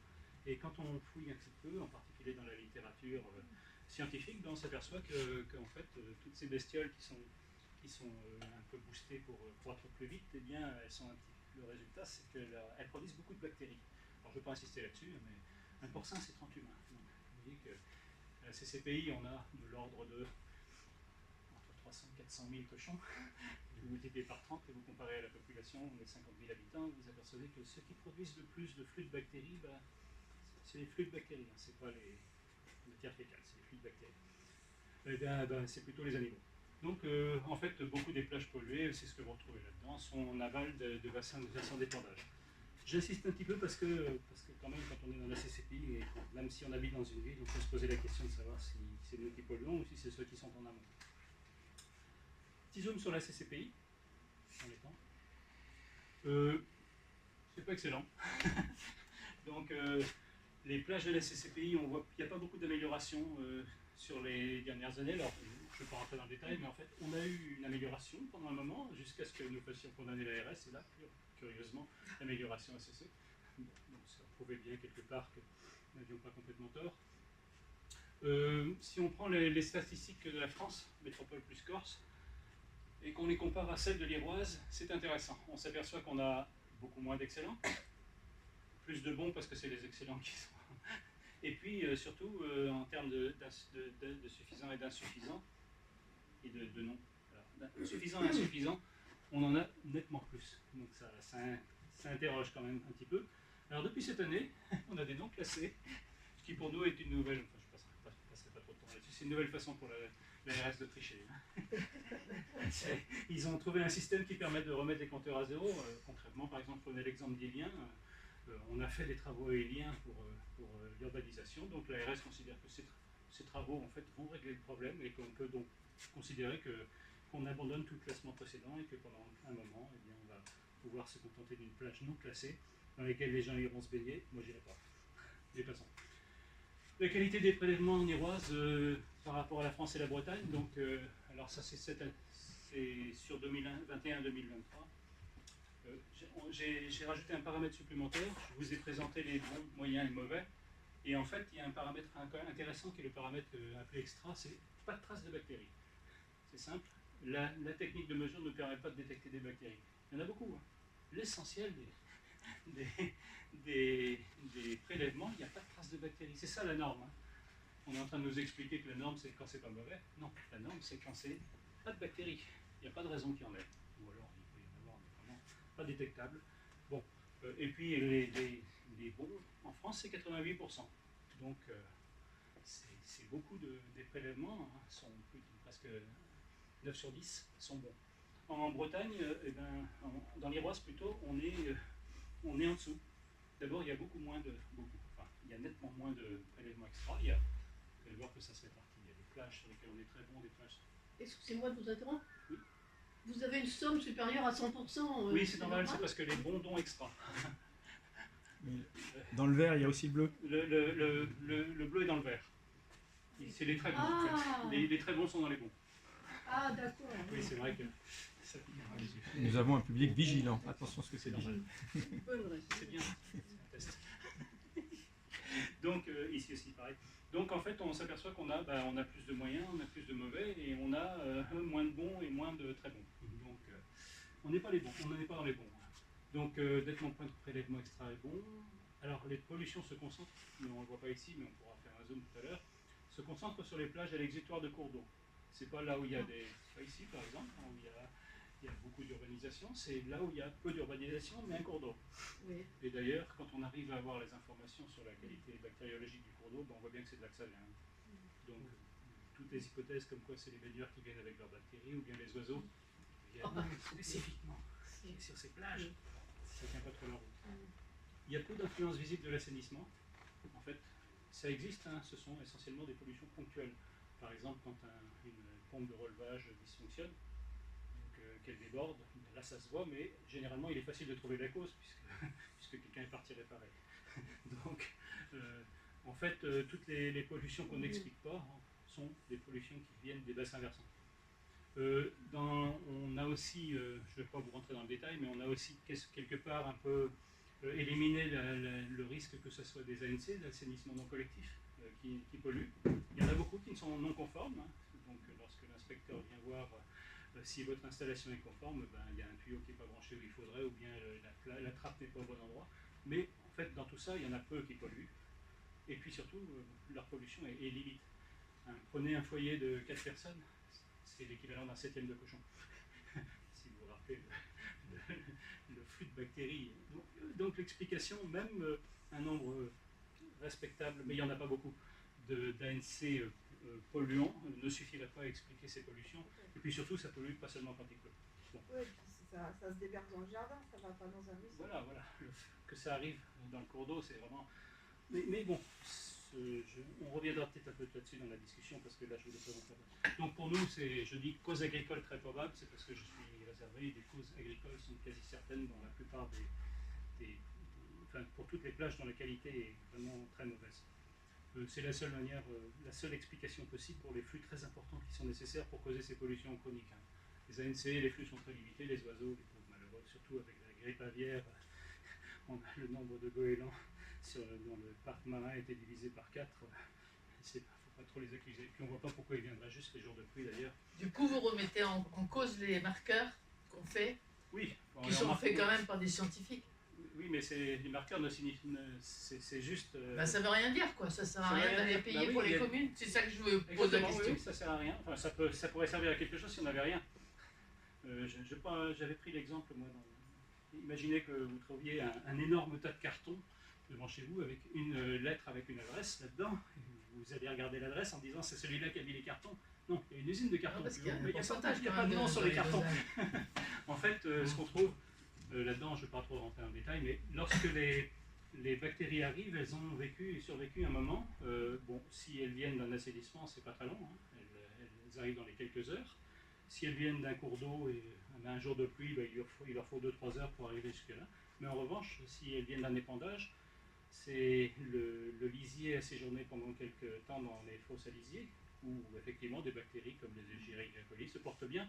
Mais malheureusement, la bactérie qui sert à faire les marqueurs, elle meurt au bout de quelques jours. Et à l'épandage, pareil, lorsque vous les épandez. Les Escherichia coli peuvent vivre des 10 semaines ou 20 semaines, mais malheureusement, la bactérie utilisée, Bacteroides pour ceux qui s'intéressent, eh bien, elle ne vit pas. Donc, lorsque vous faites les mesures, ben, vous trouvez uniquement les bactéries de pollution récente, c'est-à-dire celles de... Et vous trouvez des bactéries qui ne sont pas du tout, qui ne sont pas forcément... C'est la présence d'un ADN. C'est pareil, hein, vous allez... Excusez-moi dans le désordre. Hein, vous allez... Il y a un crime, vous allez prendre l'ADN sur la boîte à lettres et vous trouvez celui du facteur. Et, ben, non, c'est sûr, c'est pas forcément lui le criminel. Ouais, mais on fait des recherches. Enfin, moi je suis scientifique, voilà. donc je peux vous dire que je suis pas d'accord avec ce que vous dites là. Ah bah oui, écoutez, on en a discuté avec la spécialiste. Oui. Oui, Bon, donc l'IFREMER qui a mis au point la méthode, qui nous a autorisé à dire et qui ne voulait pas le signer. Mais à partir du moment où vous avez des marqueurs qui sont... Des marqueurs montrent voilà. que... Oui. Mais dans ces cas-là, les communes font des recherches et on cherche plus haut. Ah non, on cherche Donc, pas plus haut. ah, je suis désolé, monsieur, Écoutez, je là- sais de quoi je parle. Oui, bon, écoutez, ça fait 4 ans qu'on discute avec la CCPI, avec la Commission européenne et avec dans un groupe national, hein, donc on pourra en parler. Si Sur vous ce prenez sujet. les plages du sud qui étaient en bleu, vous ne pouvez pas me faire croire qu'il n'y a pas d'oiseaux là-bas. Mais je ne vous parle pas des oiseaux. Mais je c'est vous cela, parle qu'on trouve. C'est cela qu'on trouve. Vous savez pas partout. Je Ah bah, suis désolé, moi je peux... et de je toute peux- façon, j'ai pas les exemples avec moi, et on a des... mais je pourrais vous donner des plages où les marqueurs sont totalement différents. Oui, oui, et vous pouvez trouver des oiseaux, y compris quand il n'y a pas de pollution, ou des humains. Il suffit d'avoir quelques bactéries, effectivement, pour que l'ADN soit détectable. Enfin, vous connaissez le système, hein. Quand même, je connais. Les PCR, vous le connaissez mieux que moi, donc vous les trouvez, ils existent réellement, mais c'est pas pour ça que ça signe la pollution. L'existence de cette bactérie ne signifie pas que c'est la cause de la pollution la même. Enfin, on pourra en parler. Donc, bon, de toute façon, là, il y a une contradiction flagrante entre... Nous, ce qui nous intéresse, nous, c'est les flux. On regarde en gros d'où viennent les bactéries. Les flux de bactéries, ça c'est de toute façon ce que recommande l'IFREMER, hein, qui explique il faut utiliser les marqueurs que quand on n'a pas réussi à obtenir une identification de la source avec les flux. Mais là, il n'y a pas photo. Lorsque vous avez 4 habitants et puis et 15 000 cochons, et que ça arrive en plus du bassin versant quand il pleut, eh bien ce ne sont pas les 4 habitants qui habitent sur la plage qui sont à l'origine de l'affaire, même si quelque part, dans les marqueurs, on trouve des humains mais pas de cochons. Non, mais ce que je veux vous dire, c'est qu'il y a les profils de plage et en fonction des profils de plage, vous allez avec vos analyses et rechercher dans les endroits où ça pollue. C'est pour ça que je ne comprends pas trop votre analyse. Quoi. Et c'est pas ce qui a été fait ici, par exemple. Ah bah, je suis carrément désolé que c'est comme ça que ça se fait. Maintenant, là, oui, depuis que nous avons mis la pression. Bon, je ne crois pas. Moi, ça va faire 37 ans que j'y suis et que je peux vous dire que ça se fait. Et personne n'a trouvé de pollution venant des cours d'eau et des bassins versants. Si, bien sûr, mais Ben on alors. remonte justement. Et bien alors, et il n'y a pas d'humains sur les bassins versants dont il est question. Ben moi, On va voir les moi je plages. connais sur la commune. ici, Sur je celle-ci peux vous dire. peut-être, mais vous allez voir les autres plages. J'ai pas parlé de cette commune. Donc, voilà, bon. Donc on a classé les bon, le débat est intéressant. Hein. Donc concrètement, l'Iroise est dans les mauvais. Donc c'est-à-dire que le classement, la répartition nationale, quand on a des places vers la Bretagne, on est un tout petit peu plus mauvais, mais effectivement, c'est surtout tiré par la côte nord, pas tellement par la côte sud. Et puis quand on arrive en Iroise, alors là, on voit bien qu'on a un décalage vers la droite qui traduit le fait que nos plages sont globalement, pas toutes, hein, vous allez voir qu'il y en a des bonnes, mais globalement de qualité moindre, en moyenne en tout cas, que dans le reste de la Bretagne. Alors on a ici classé, alors c'est facile à interpréter, et surtout ça c'est pas... Donc pour chaque plage, on a classé le nombre de prélèvements extra, donc où pas de traces de bactéries, la proportion où on a le prélèvement est bon, la proportion où le prélèvement est moyen. On le fait pour chaque plage, là c'est en partant du nord vers le sud. Donc on va voir que vous trouverez vers ici, je pense, le Gonvelin. Et puis si on les range en revanche dans l'ordre de pourcentage de croissant de prélèvements bons ou bien de très bonne qualité, on voit qu'on a une partition dans laquelle il est intéressant de s'apercevoir qu'en fait, toutes les plages de bonne qualité sont celles qui ne sont exposées ni à un cours d'eau ni à l'urbanisation, ce qui n'est pas normal. Donc il y a que des influences marines ou presque. Gouérou, par exemple, à l'Empole-Plouarzel, le Corsen, la plage des Colons, du côté de Porspoder, etc. Et qu'en revanche, celles qui sont les plus polluées, sur lesquelles je vais revenir un petit peu, ce sont des plages qui sont sur des bassins versants de zones d'épandage. Mais ça peut être une interprétation. Voilà, si on les classe comme ça, donc vous avez en fait, j'ai repris le même. Notre classement à nous, ben, c'est les plages à éviter, les plages déconseillées, les plages peu risquées, et puis les plages recommandées, avec une répartition dans laquelle on retrouve bien les bons, presque tous les prélèvements sont bons. Il n'y a pas de traces de pollution mesurable. Les moyens, où il y a beaucoup de prélèvements bons, pas mal d'extra, et puis et assez peu de moyens ou de mauvais. Alors, on n'exclut pas qu'il y ait de temps en temps un mauvais. Hein. Ça peut être un débordement accidentel, etc. Ce qui compte, c'est la statistique. C'est pas forcément. À cela s'ajoute les pollutions pour lesquelles on n'a pas fait de mesure. Pas fait de mesure. Parce que là, vous partez des données qui sont connues. Ça, c'est les données historiques. Et pour toutes les pollutions qui ont existé et pour lesquelles la plage a été interdite, ils ne sont pas intégrés là. Elles sont dedans. Comment on les intègre alors s'il n'y a pas eu de mesure? Il y a eu des mesures. De toute façon, tout ce qu'on connaît, c'est les moments où il y a eu des mesures. C'est la plage interdite. En revanche, on n'exclut pas, contrairement à ce que fait l'ARS, on n'exclut pas de donner. Non, mais les mesures ne sont pas tous les jours. Hein. Non. Monsieur nous a dit que c'est tous les 10 ou 15 jours. C'est Toutes les semaines. Ici, c'est celles qui ont. Oui, j'aurais dû revenir. Surveillance 2021-2024, ça ici par exemple, c'est les statistiques faites sur les 56 prélèvements qui ont eu lieu entre 2021, 2022, 2023, 2024. C'est ce que fait l'ARS, c'est ce qu'elle utilise dans son classement aussi. Hein. Ça lisse effectivement les valeurs. Par exemple, l'année dernière était était pluvieuse, pardon, donc il y a eu un peu plus de pollution. Mais globalement, sur 4 ans, on estime que c'est significatif. En tout cas, c'est ce qu'estime la directive européenne et c'est la logique qu'on a reprise. Donc on voit bien que les plus mauvaises sont caractérisées par beaucoup de moyens et de mauvais et très peu de bons et encore moins d'extra ou de très bons. Moi je suis de Locmaria-Pouzané Oui. et on a une plage, je suis voisin, moi j'habite à côté là, de Plougonvin, Oui. et on a une plage commune entre, Oui. Locmaria-Pouzané et Plougonvin qui est Port-Smil. Oui. Vous pouvez zoomer sur Port-Smil? Alors zoomer, peut-être pas. Elle est tout en bas, enfin, Oui. quatrième ligne en Oui, bas. elle est ici. Voilà, donc Oui. vous voyez le bleu, Oui. il arrive à peine à 40%. Oui. Donc là, c'est. Alors, on va pouvoir analyser effectivement. Nous, la manière dont on analyse tout ça, c'est qu'effectivement, s'il y a peu de bleu, c'est qu'il y a en permanence une pollution de base, hein, qui peut être simplement, c'est souvent le cas dans les zones urbaines, un système d'assainissement qui fuit légèrement. Donc, ça se retrouve dans les eaux Pour pluviales. celui-là, je peux parler si vous voulez. Donc, dans le profil de baignade qui vient d'être réalisé, vous avez donc le bassin versant, et sur le bassin versant, vous avez, c'est vrai, une ferme et donc on recherche les pollutions. Et sur le Cosquer, vous avez aussi des ovins qu'on a recensés, d'autres animaux domestiques dans des propriétés qui déversent sur le petit chemin, qui sont aussi recensés. Et là, on fait donc les analyses et les marqueurs. Ouais. Et on voit bien que on sait d'où vient la pollution. Non, d'où viennent les pollutions faibles. L'origine. Ah, c'est pas faible. L'année dernière, c'était quand même. La plage a été fermée un petit bout de Oui, temps. bah justement, c'est pas forcément de là que ça vient, parce que les flux de bactéries ne sont pas suffisants. C'est ce que ne font pas, qui n'a pas été fait, par exemple, ici dans les profils de baignade qui ont été faits par la BOCA sur la CCPI. C'était pas dans la commande. On n'a pas calculé les flux. Bah là, par je peux exemple. vous dire que ça a été calculé. Et pour le Port-Smilin, ça vient d'être terminé là. Oui, je les ai vus, puisque nous les voyons avant, on discute avec la CCPI avant de les accepter. Donc, bon. Mais bon, la discussion n'est pas là. La seule démonstration, c'est de supprimer Non, les mais ce que je veux dire, c'est qu'on n'a pas l'intention de cacher. Vous avez l'impression de dire on veut mettre de côté J'ai dit parce que qu'on veut l'ARS pas. cachait les pollutions, j'ai pas parlé des Moi, communes. j'ai jamais entendu de ça dans aucune réunion qu'on voulait cacher quoi que ce soit. Non, mais l'ARS a bien été condamnée quand même pour le défaut de méthode.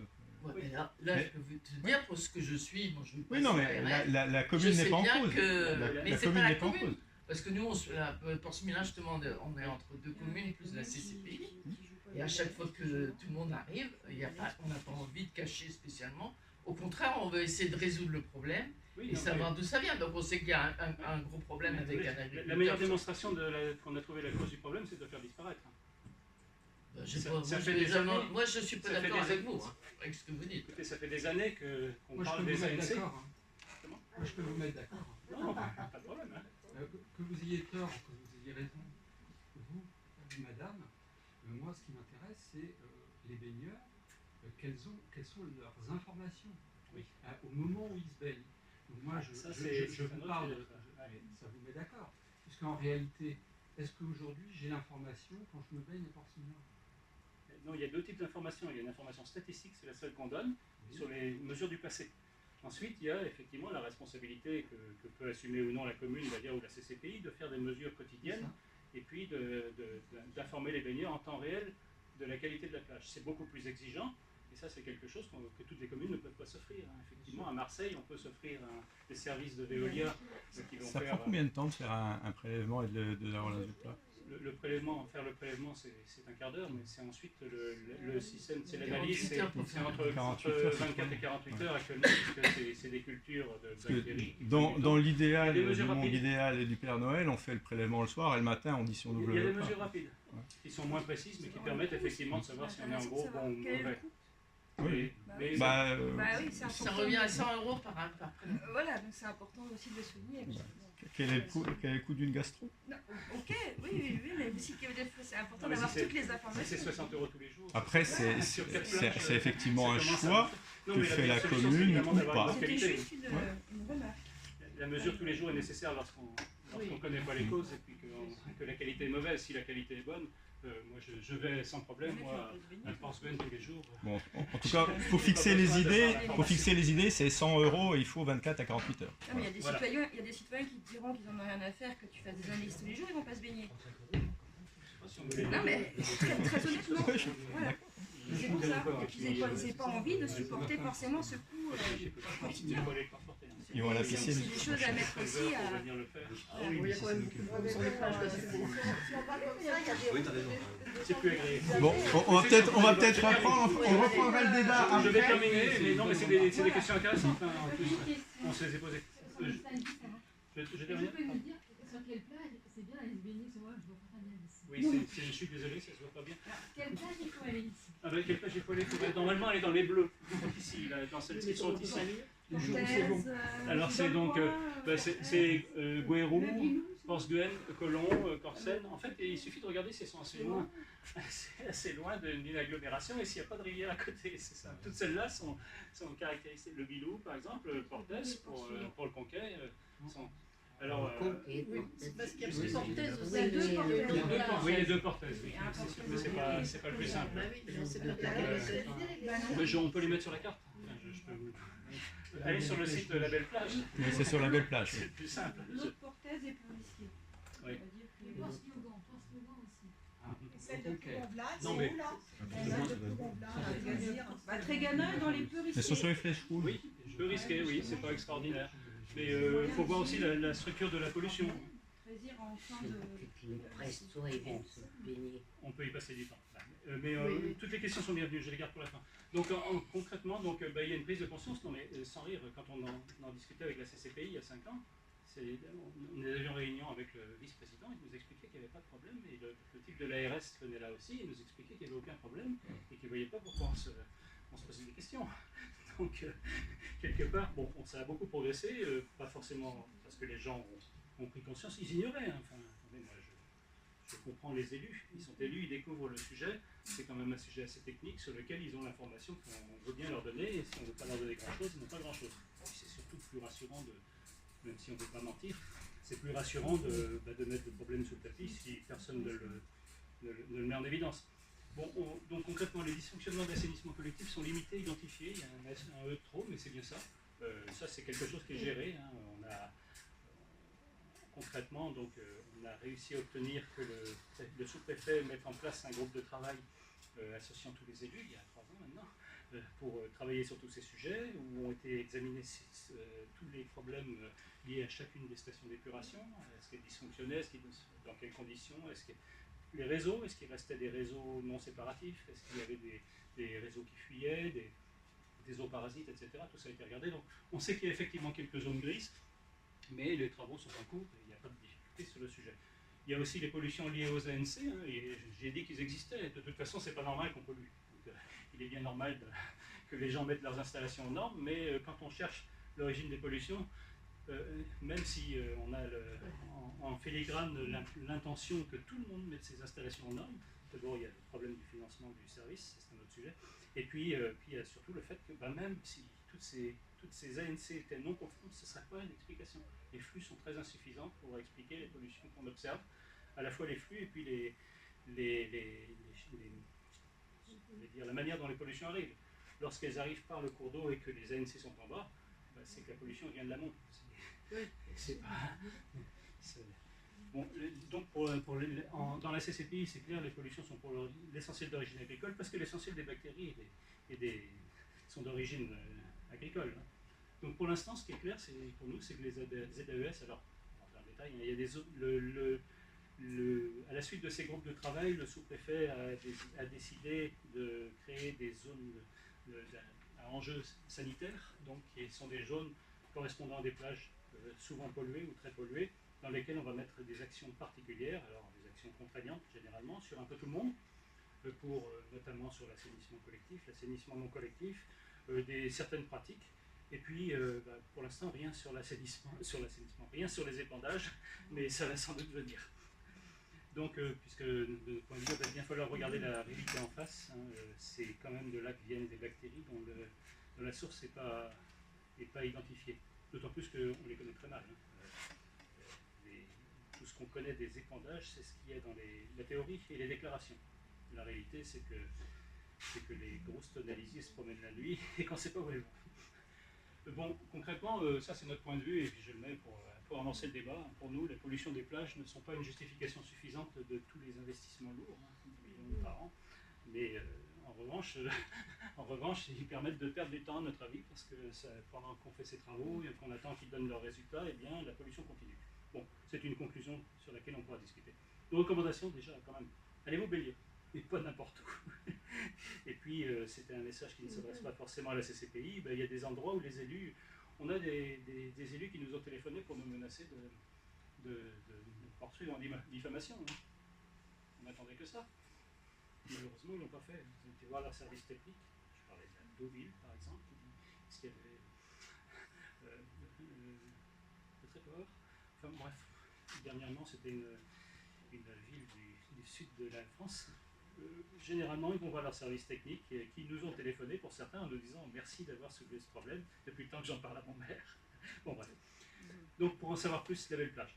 Donc vous voyez le sujet, je pense qu'on est relativement bien parti à la CCPI, c'est que désormais, c'était il y a quelques années, encore une fois, ici peut-être, mais vous allez dans le Nord, parlez-en avec le maire de Landunvez, les maires successifs de Landunvez, d'abord pour qu'ils admettent que la pollution existe d'une part et d'autre part, ils n'ont pas encore fait que la pollution ne vient pas des ANC, il y a un gros travail.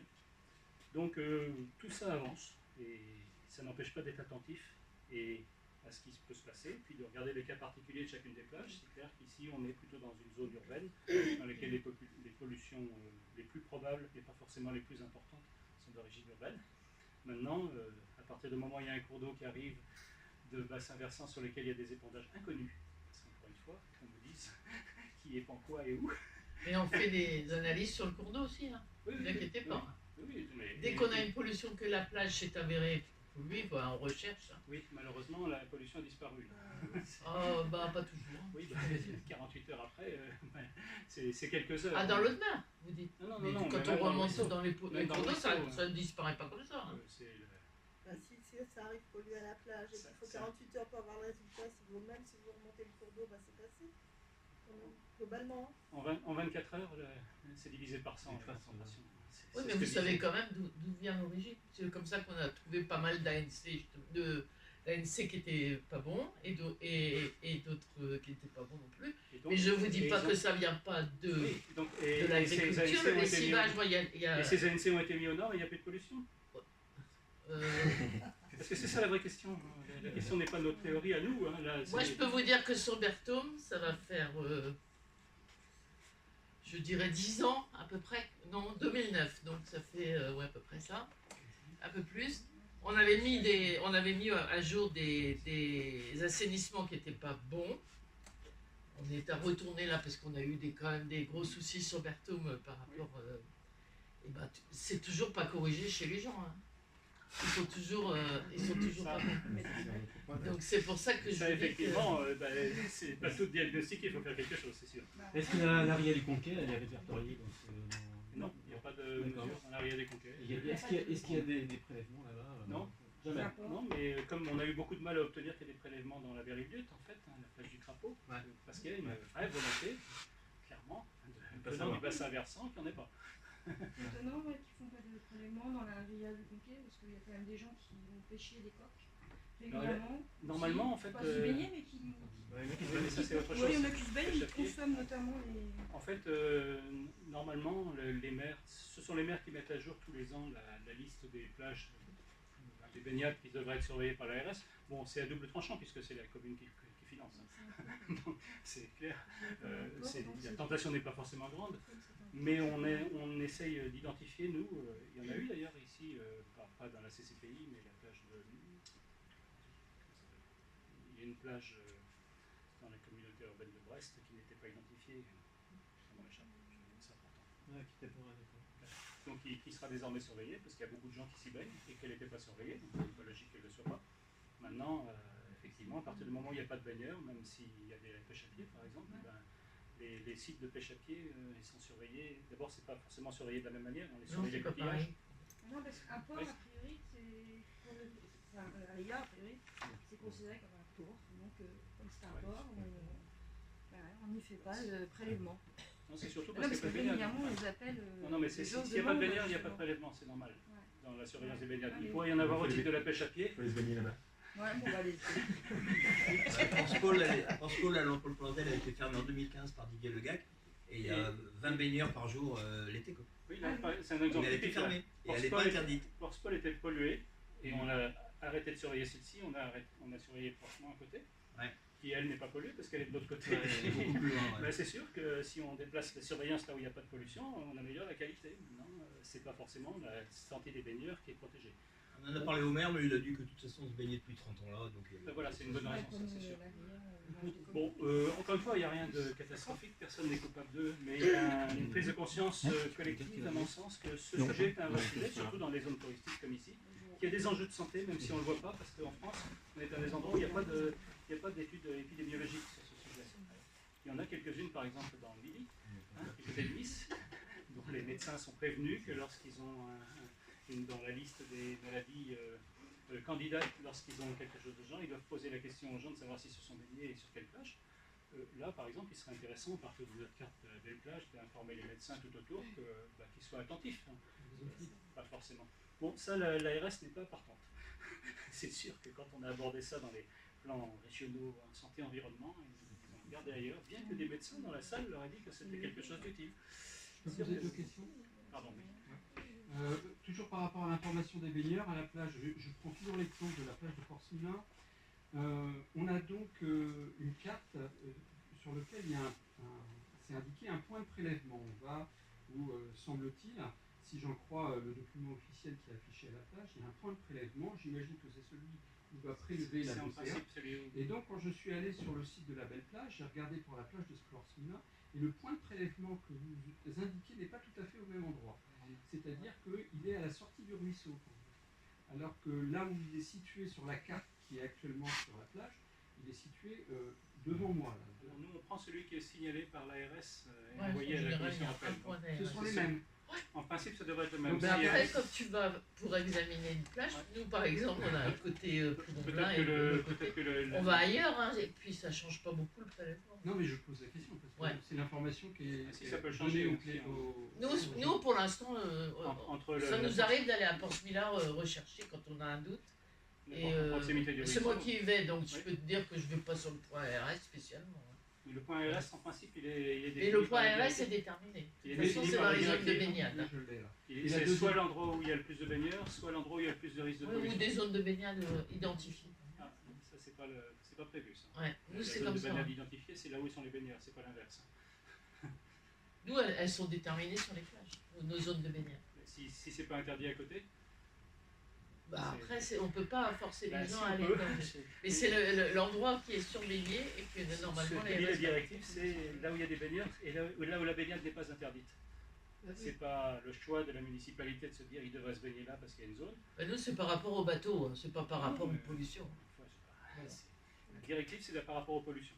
Je sais pas exactement ce qui se fait où, mais je sais ce qui devrait être fait. Loïc avait une deuxième question. Ouais, là, c'était pour les points de prélèvement, parce que semble-t-il que sur certains points de prélèvement du site de la belle plage, c'est toujours les points de l'ARS. Ce sont les points de l'ARS. D'accord, c'est donc le fichier de l'ARS. Le doute est levé. Et y compris quelques-uns qu'on a corrigés, parce que par exemple, si vous cherchez le bidou sur la carte de l'ARS, il n'est pas sur la plage. Il y en a quelques-uns qu'on a été obligé de corriger parce qu'ils traînent depuis quelques années des erreurs, donc on les a toutes vérifiées. Pour être tranquille. Et toujours dans le cadre de l'information des baigneurs et de la responsabilité du maire, je voulais te demander pourquoi les analyses n'ont lieu qu'entre le 15 juin et le 15 septembre, alors que les plages, Porcimina par exemple, est utilisé pratiquement toute l'année. Mais le baigneur. Les longes côtes, c'est les gens dans l'eau. En fait, par exemple, les bodyboarders. Normalement, c'est la commune qui définit la saison de baignade. Les bodyboarders, par exemple, ce sont des baigneurs ou ce sont des... Pour l'instant, la directive est faite pour les baigneurs. On ne sait pas ce que c'est la baignade, mais ça ne concerne pas les... Il y a des travaux actuellement, quand j'évoquais les discussions qu'on a avec la commission, c'est en particulier pour savoir comment on pourrait faire en sorte que ça prenne mieux en compte des activités nouvelles. Par exemple, les baignades hors saison, parce que des baignades hors saison, ça se fait, le longe-côte et puis le surf. Il y a des zones où il y a des plages de surf où on se baigne toute l'année, quelque part. Donc ça, ceci dit, c'est la commune qui demande, mais encore une fois, c'est elle qui paye, donc je comprends qu'elle soit réticente. C'est la commune qui décide quelle est la saison de baignade. Par exemple, Outre-mer, c'est 365 jours. Et elle est sale toute l'année. Alors, non seulement elle paye, mais en plus, c'est pour découvrir des problèmes, quoi. Alors oui, c'est pour découvrir des problèmes, parce qu'on a été un petit peu plus loin, là. Sur ce type de plage, on a été regarder ce qui se passe en dehors de la saison. On est en train de faire des analyses actuellement pour confirmer que cette pollution, c'est pas juste l'été déjà, et puis surtout essayer d'identifier les sources des pollutions. En particulier, par exemple, quand les ANC correspondent à des résidences secondaires non utilisées et qu'il y a une pollution, c'est sans doute une autre cause. Il y a une question au fond de la salle. Oui, pardon. Vous n'avez pas dû parler des marées vertes, même si j'ai bien compris qu'on parle de problèmes chimiques, mais quand même, il ne peut pas y avoir un mélange entre ces classements et l'état des plages. Il y a une forte corrélation. Oui, ça, je doute. Maintenant, ce n'est pas les mêmes dynamiques. Les nitrates, par exemple, sont retenus par le sol et puis relargués, alors que les bactéries sont dans la phase liquide tout le temps. Non, mais quand on dit que les eaux de baignade saines, je veux dire, le fait de se baigner sur une plage remplie d'algues vertes, c'est quand même aussi un problème, non? C'est désagréable, mais tant que la concentration n'est pas trop grande et puis qu'il n'y a pas de H2S, c'est pas dangereux pour la santé. H2S, c'est vraiment des conditions particulières. Ça devrait rentrer dans les critères aussi d'excellence d'une plage ou d'une baignade. Merci. Oui, on devrait mettre d'autres paramètres, effectivement. Mais c'est ce que fait quelque part le classement du pavillon bleu, fait des choses de ce genre. Le classement du pavillon bleu regarde si effectivement il y a d'autres paramètres. Si la plage est nettoyée, s'il n'y a pas de crottes de chien, par exemple, c'est pareil. Une ou deux crottes de chien sur une plage, ça ne changera rien à la bactério dans la plage, mais c'est pas acceptable. Donc il y a d'autres raisons que la qualité bactériologique pour dire qu'une plage est de bonne ou de mauvaise qualité. Tout ce qu'on a pris, nous, c'est ce qui était mesurable, mesuré et puis un peu normé. Mais la conclusion, c'est effectivement qu'il faudrait sans doute faire un petit peu plus. Concernant les crottes de chien, il y a de plus en plus en montagne sud, il y a des caniplages. Les gens ont le droit de venir avec leur plage, leur situation. Ça faut voir, hein. Les machines sont propres, pas de problème. Donc là, on a pris un certain nombre, on a dû prendre 15 ou 20 plages sur lesquelles les chiens étaient nombreux avant, il y avait tout un tas de plaintes, etc., et sur lesquelles les chiens ont été interdits. Et ça n'a rien changé. Et ça ne se voit pas dans la statistique. Je ne veux pas dire que ça n'a rien changé. Bon, à mon avis, quand les gosses font des châteaux de sable, il vaut mieux que ce soit du sable. Je ne vais pas dire que c'est une mauvaise chose, mais du point de vue de la bactériologie, sur les plages polluées, encore une fois, sur une plage très bonne, elle peut devenir un petit peu moins bonne. Mais sur une plage très polluée, vous pouvez enlever les chiens, elle sera toujours très polluée. C'est ça le message. Mais, alors pour l'instant, ce qui est quand même remarquable, c'est qu'on a communiqué là-dessus, y compris communiqué sur le fait qu'en Bretagne, la plupart des pollutions étaient d'origine agricole, des fortes pollutions. Il ne se passe rien. Même les journaux ont du mal à relayer ce message, qui n'est pas une invention, encore une fois. On peut le justifier. Et puis, là où les modélisations ont été faites, pour répondre à votre question, il y a des endroits où la modélisation a été faite des flux, en particulier à la CCPA, donc sur la DEC et d'autres zones, d'autres bassins versants. Il y a une modélisation complète, c'est-à-dire qu'on a regardé quels étaient les animaux, quels étaient les humains, comment ces flux pouvaient arriver, en incluant les ANC et le hasard, et la remontée permet de déterminer d'abord qui pollue et d'autre part où on pollue. On a identifié effectivement des pollutions qui étaient liées par exemple à des stations d'épuration qui rejettent effectivement des flux notables de bactéries, et puis il y a des endroits où la seule explication, et c'est ce qui est écrit dans les rapports d'ailleurs, est les épandages. Mais bon, pour l'instant, blackout, la pollution et les moyens surtout sont mis sur l'assainissement. Bon, il y a d'autres raisons à ça. La France est poursuivie actuellement, ou en tout cas en contentieux européen, sur la question des eaux résiduaires urbaines. Donc il y a de bonnes raisons de faire ce travail sur l'assainissement, mais ce n'est pas du tout certain que ça va résoudre le problème de pollution des plages lorsque la cause n'est pas assainissement. Ah, excusez-moi, j'espère que c'était pas trop... Non, c'est très clair. Bon, il y a des vraies questions. Il n'y en a pas forcément les réponses. Maintenant, au moins, des questions se posent. C'était ça le but du jeu. C'est surtout de trouver des solutions. C'est bien de dire, bah voilà, il y a les épandages, mais bon, les agriculteurs, il faut bien qu'ils... Voilà, je sais pas, hein, moi je suis pas du tout issu d'agriculture, mais j'imagine que s'ils épandent, c'est qu'ils... Non, mais après, on peut trop accepter que la baignade soit interdite. Moi, je peux tout admettre. Si on considère que c'est le plus important mais ça ne peut pas se faire en ignorant le problème. Ah non, il faut faire un choix. Je suis d'accord, il ne faut pas l'ignorer, mais il y a certainement des solutions. Et puis encore une fois, responsabilité, c'est pas culpabilité. Sans forcément dénoncer l'agriculteur, parce qu'on a besoin de On ne quand même. dénonce pas l'agriculteur. Le changement climatique, on en est tous à l'origine. Ouais. On est tous responsables, et c'est pas pour ça qu'on est coupable quand on prend sa voiture. Nous on ne désigne pas des coupables. Quand j'ai dit problème systémique, c'est pas à chacun individuellement, c'est le fait que globalement on est dans un système d'élevage qui crée des pollutions par les nitrates et qui crée des pollutions par les bactéries, ce dont on n'était pas conscient jusque-là. Après, c'est peut-être un choix de société, c'est pas celui que je ferais moi, mais c'est un autre problème. J'ai une question sur la tendance. Là, on est en 2025, là, donc on parle de surveillance des plages de 2021 à ce jour. Est-ce que si je prends par exemple la plage de Porcina, puisque c'est la plage commune, est-ce qu'en tendance, ça a tendance à s'améliorer, à être stable Pour l'instant, on est encore dans les variations interannuelles sont tellement grandes qu'on ne peut pas avoir de tendance. D'accord, ok. Donc on ne sait pas si on est sur une tendance où ça se dégrade ou si ça s'améliore. En particulier, c'est assez sensible quand même. Pour l'instant, les classements sont assez sensibles à cette partie rouge. Et cette partie rouge, elle est vraiment... faut vraiment tomber juste. Donc, cette partie-là est plus intéressante. Partie bleue, puisque globalement, c'est les cas où c'est bon. C'est ce qui devrait nous permettre, si la tendance évolue de ce côté-là, ce sera certainement beaucoup plus intéressant. Mais on ne peut pas encore le voir, je crois. Moi, je sais que le maire de Plombla a demandé de faire les analyses au niveau de la plage de Sainte-Anne, de façon à pouvoir comparer avec Porcemillin et de savoir exactement de quel côté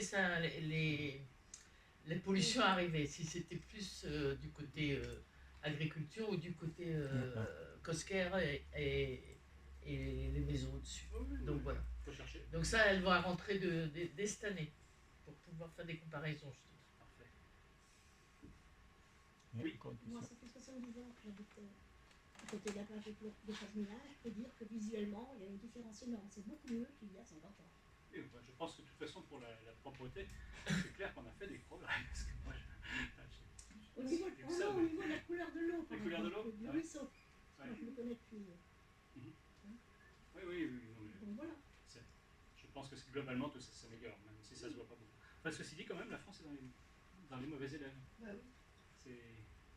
C'est quand même une destination touristique sans laquelle... C'est pas lié à notre activité, enfin, la France, parce qu'il y a peut-être plus d'agriculteurs, je ne sais pas, c'est lié à quoi il y a une partie liée aussi à l'assainissement. Par exemple, si vous regardez la carte, attendez, on parle ici parce qu'on est en Bretagne ici. Ici, c'est pas de l'agriculture. Oui, non, mais voilà, mais et là, c'est sévère. Là, il y a des plages. Aller du côté de Nice, la meilleure chose à faire, c'est de ne pas se baigner. Et donc, bon, après, il y a des aspects climatiques, effectivement. Chaque fois qu'il pleut là-bas, c'est... Et à l'extrême nord, qu'est-ce qui se passe alors? Eh bien, c'est une bonne question. Il y a une partie qui est agricole, clairement. Et ici, par exemple, en Normandie,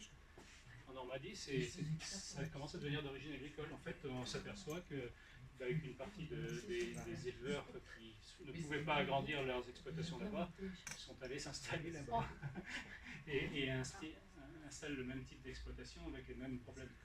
Encore une fois, c'est un indicateur parmi d'autres. C'est pas à partir des autres baignades qu'on peut. Mais bon, il y avait des choses intéressantes. En particulier, on a mis en évidence, par exemple, dans le bassin d'Arcachon, vous avez entendu parler des pollutions des coquillages.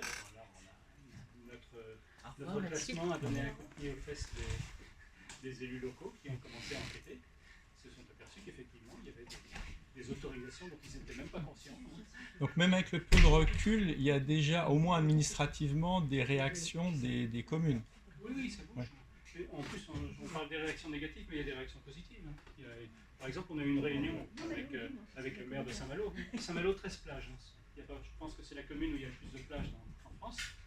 On en avait 5 qu'on avait classées rouges, dont des plages qui sont juste devant les remparts avec 1500 personnes dessus.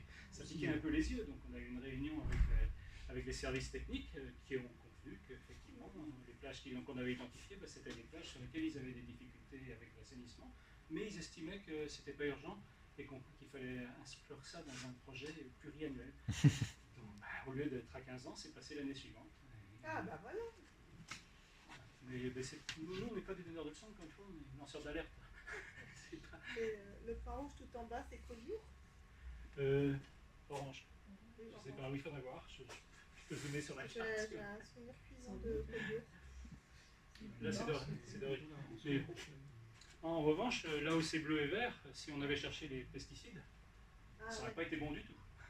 Donc c'est pour ça que quand il y a quelques élus qui crient victoire, on dit attendez là, c'est une mesure que les bactéries, effectivement. Peut-être même que les pesticides que les bactéries. Non, l'explication était toute simple. Là en fait, jusque dans les années 60, il y avait que des moustiques. Ensuite, on a construit dans l'ordre, on a construit les égouts, puis ensuite les immeubles dessus, ils sont pas beaux, mais ils sont là. Et puis quand les gens y vont, ça fonctionne. Mais c'est pas pour ça que c'est agréable d'y aller.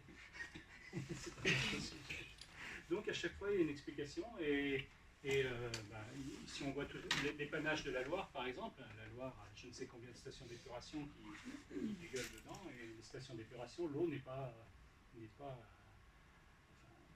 il reste encore des concentrations élevées de bactéries dans l'eau une fois le traitement fait. C'est fait pour enlever les nitrates essentiellement, mais les bactéries, tant qu'on n'a pas fait de traitement tertiaire, comme celui qu'il y avait à Peu-d'Almezo et qu'on va supprimer. Ah bon? Oui, pardon. Il reste des concentrations de bactéries. Bon, à Saint-Dénec maintenant, je crois que c'est très bon. D'après M. Tellerman, on pourrait boire l'eau. Mais là, avec Saint-Dénec, avec le long tuyau, finalement, c'est peut-être suffisant pour tuer les bactéries. Non, malheureusement, ça va très vite. Les tuyaux. Enfin bon, c'est un sujet intéressant. Mais bon.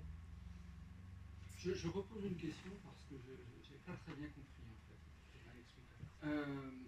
Quand il pleut beaucoup, au-delà de 15 mm, je crois. Ça dépend du bassin versant, mais en gros, c'est ça. Oui. On interdit la plage. Et donc, quand la plage est interdite, on ne fait pas les prélèvements. Si. Ah, on fait les prélèvements? Oui. Ils sont programmés.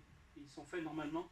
Oui, bon, on interdit la plage, mais il n'y a pas de prélèvement programmé à ce moment-là. Pas spécifiquement. S'il y avait un prélèvement programmé qui tombe à ce moment-là, il est fait. Ouais.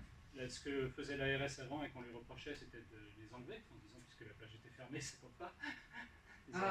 Donc maintenant, ils sont comptés. En tout cas, dans notre classement, ils sont comptés. Ah oui, mais depuis quand ils nous refont l'ARS fait des prélèvements, même en partant de pluie, on va dire. Il les faisait déjà partant de pluie, mais il ne les comptait pas. Ah, il ne les comptait pas, ok. Donc nous avons porté plainte à la Commission européenne, en gros, qui a revu les guidelines, les lignes directrices pour tous les pays, et qui a demandé à tous les pays de reprendre leur machin à partir de 2020, et l'ARS a repris et a renvoyé, comme tous les autres pays, il y en avait d'autres qui faisaient ça. Mais bon, pas aussi bien. Et donc l'ARS a renvoyé tout ça. Et donc depuis 2020, maintenant, nous avons un système dans lequel, par exemple, en 2019, l'ARS avait enlevé en toute la Bretagne 250 prélèvements qui étaient toutes des pollutions. Cette année, ils en ont enlevé un. Donc ça s'améliore. Bon, et puis d'un autre côté, je ne veux pas donner l'impression de taper sur l'ARS. L'ARS cache peut-être des choses sous le tapis, mais ce n'est pas l'ARS qui pollue. Parce qu'ils cachent ça, ils doivent cacher plein de choses encore dans le Ah bah, ce qui est sûr, c'est que les hôtels tables, ils cachent des choses. C'est malheureusement, c'est l'inconvénient des organisations qui ne sont plus neutres, qui sont contrôlées par un préfet ou bien c'est le contrôle politique. Est-ce qu'on a accès aux analyses de sortie de traitement de stations d'épuration au niveau du rejet dans la nature? Il y a un prélèvement par an, je crois, c'est obligatoire, mais donc elles peuvent en faire plus. Mais il n'y en a pas beaucoup. Hein. Et en plus, il y a peu de prescriptions. En fait, ce qui compte, c'est pas tellement des. Enfin, c'est pas tellement. C'est le contrôle, est sûr, mais c'est voir ce qu'il y a dans le cahier des charges de la station d'épuration, où il y a effectivement la quantité d'azote à ne pas dépasser, etc. Mais les normes sur les bactéries sont actuellement très peu élevées. Enfin, les normes sont. Les taux autorisés sont très importants. On peut avoir. Oui, puis si c'est pas bon, on relève les normes. Oui. C'est quand même plus facile. Voilà, je n'osais pas trop le dire, mais on fixe la prescription en fonction de ce que la station peut faire. Ça, on est tranquille. Mais ça ne garantit pas effectivement la qualité. Alors quand la station d'épuration dégueule et que la plage est à 500 mètres, il y a très peu de chances que ça pollue. Parce que, comme je disais, les bactéries, en fait, elles ne vivent pas très longtemps. Mais en revanche, quand la plage est juste à côté, ou bien quand c'est plusieurs stations d'épuration dégueulent dans une rivière et que la plage est en bouchure, on a de fortes chances. C'est le cas dans la baie Rive-Lutte, par exemple. Je pense que ce serait peut-être le cas, mais pas tout à fait pour les mêmes raisons dans la baie de Conquête. On a de forts risques, effectivement, d'avoir des déplacements fréquents. Et il y a des plages, par exemple, sur lesquelles on n'a pas d'autre explication. Je ne vais pas rentrer dans le détail. Pour ceux qui connaissent, la plage de Port-Saint-Denis-Vilis, qui est à la sortie de la baie Rive-Lutte. En fait, il n'y a rien. Elle est polluée tout le temps, mais ils ont cherché. Il n'y a quasiment personne qui y habite. Il n'y a que 2 ou 3 ANC, ils sont tous aux normes. Et pourtant, ces pollutions sont très importantes. En fait, les pollutions, c'est la pollution qui sort de la baie Rive-Lutte et qui revient. Mais ça, on regarde ailleurs pour l'instant. Comment vous appelez la plage? Comment t'appelles la plage? Elle est où là? Elle doit être là-dedans. Elle est ici. Ah oui, à droite, elle est bien en bas. Là, oui, à droite, elle est bien en bas. Okay. Donc, du coup, elle va être fermée cette année. On n'a pas d'origine, on n'a pas de traces. Il y a d'autres plages à côté, que les gens aillent ailleurs. Ce qui n'est pas une décision idiote. Hein. L'idéal, ce serait évidemment qu'on puisse se baigner partout, mais à défaut, qu'on sache au moins où il ne faut pas se baigner. Qui doit afficher la qualité de la plage à la plage, le relevé ARS? La commune? La communauté de communes. C'est la commune normalement. Hein. La communauté de communes, il n'y a pas eu de transfert de compétences. Hein. Non, mais je pose la question. C'est la commune. C'est la commune. Si c'est désagréable, c'est quelque part.